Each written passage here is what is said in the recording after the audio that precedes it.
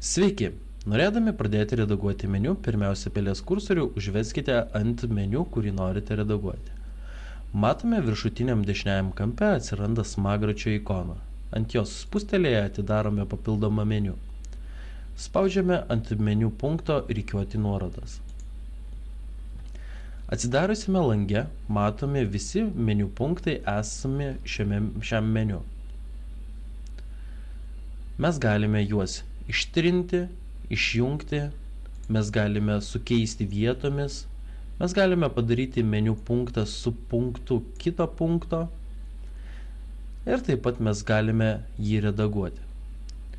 Atlikę visus pakeitimus šiame lange, nepamirškite paspausti išsaugoti konfigūraciją mygtuko. Spustelėję mygtuką redaguoti prie tam tikro meniu punkto, mes galime pamatyti jo visas nuostatas. Tai yra meniu punkto pavadinimą, kelią, į kurį veda šis meniu punktas, trumpą aprašymą apie meniu punktą, jeigu jis yra įvestas, ar šis meniu punktas yra įjungtas,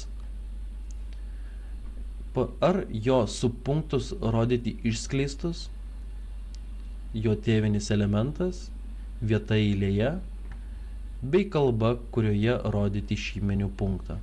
XML sitemap nustatymai yra skirti paieškos sistemoms ir jie dažniausiai būna sukonfigūruoti iš karto. Atlikę visus reikalingus pakeitimus, mes galime spausti mygtuką saugoti.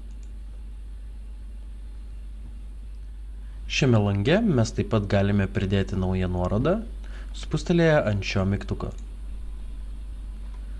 Mes galime įvesti naujo punkto pavadinimą, kelią, į kurį turi jis vesti, jo aprašymą, tėvinį elementą, eilės numerį ir kalbą.